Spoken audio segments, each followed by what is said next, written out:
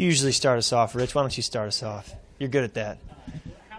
You're getting in the late going there. You're looking up at, a guy who arrived yesterday is playing one guard spot. You have Catalina playing left tackle at the very end there.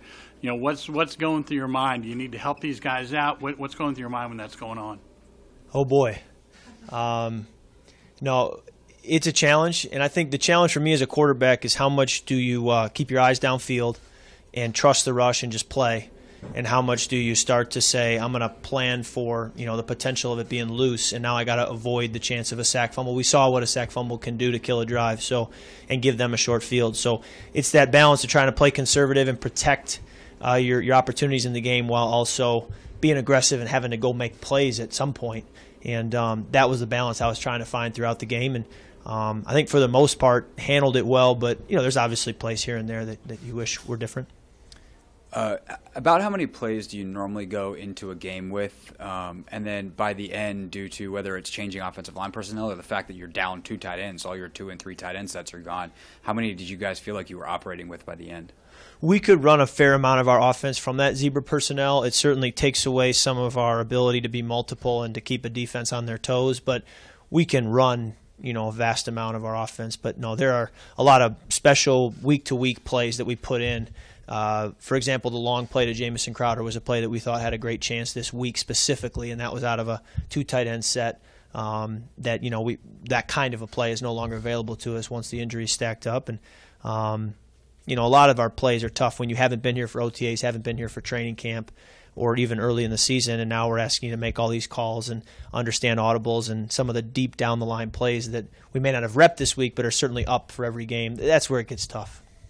There's a book on this offense. It seems that you guys seem to start real hot, get ahead of teams, and then settle in and teams start catching up. This week repeated that same pattern. Is that your sense of it, and what do you need to do as an offense to keep your foot on the accelerator and put teams away?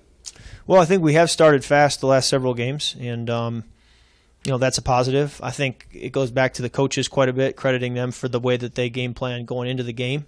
Having a plan in the first 15 to 20 plays and really making sure that we're at our best in those moments. And I think it's just a matter of continuing that through the second quarter into the second half. And, we certainly can still move the ball, but no, there's no doubt that we'd love to keep that pressure on a defense, the entire game as opposed to how we've started fast and then sputtered at times. But you're not going to score every possession either, so there's a balance there of understanding that eventually they do make adjustments, and you just keep evolving. How does how defenses play you guys change the second pretty much that Jordan is off the field just because of how special he is as a talent? Oh, I don't notice too much difference. I think they're going to call their defenses. I'm sure that they have on third down, certain calls that are going to double him or drop a defensive lineman out to have an eye on him or create a safety rotation that's going to be inside and outside on him. But, Jordan is a great player, and defenses have to be aware of him, but they also have to cover so many other people. And I don't sense a major difference suddenly when he's out. It just affects a little bit of our, variability in our offense. Now that you're 3-4, how much of a challenge does that make things? We'd love to be 7-0 right now, but we're not. And you just go back to work. And whether we were 0-7 or 3-4 or 7-0, I would approach Tuesday this exact same when I go back to work, and it doesn't really change anything. So we just stay the course, keep working, look for ways to continuously improve, and trust that if you do that, good things will happen up ahead. Kirk, I believe that 41-yard completion to Jamison was right after you had quite a brutal hit, and I think there was a roughing the passer called. Yeah, thankfully. Could you just describe, as frankly as you can, what that blow felt like, and was there a process of regaining your wits about you to then make that throw? When those hits happen, sometimes you have a bit of a moment where you need to collect yourself, but that one wasn't too bad.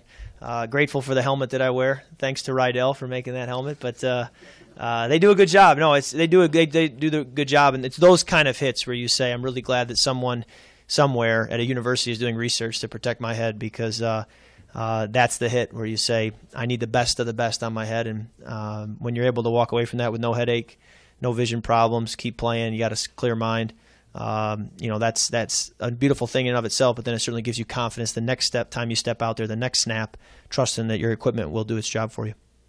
Yeah, your running backs, I know you don't call the plays, but your running backs only carried the ball about, I think, 12 times, something around in there. How much harder does that make your job, especially with a new offensive line trying to protect you?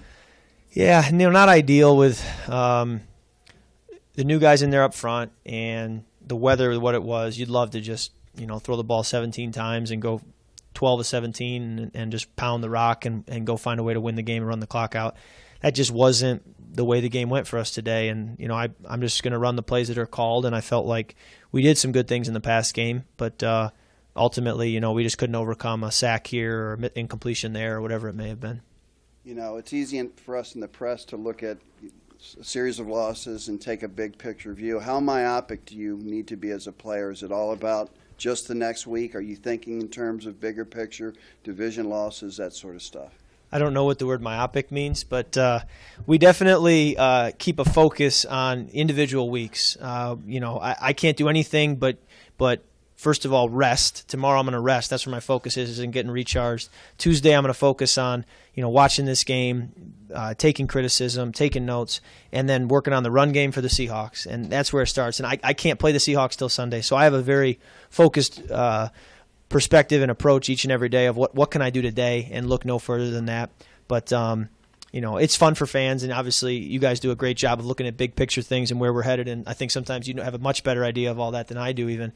But all I'm going to do is focus on each day what I can do to be ready for each test. Given the weather conditions, do you all adjust during the game, or is that something that during the week ahead of time you look at the forecast and start planning? Yeah, we take a Gatorade water bottle and just squirt the ball. Literally do that in practice to try to get used to a wet ball feel. And it's only so much you can do. Eventually, you just got to go play. And I did feel like for about 3 quarters it was irrelevant. It didn't have a major impact on the game. The footing and the grip of the ball wasn't too bad. It was really the fourth quarter. I felt like right when you thought it couldn't rain any harder, it did. And that was when I felt like it was hard to grip the ball and hard to be consistent throwing down the field. But other than that, it wasn't a big deal. Thanks, Kirk. Thank you.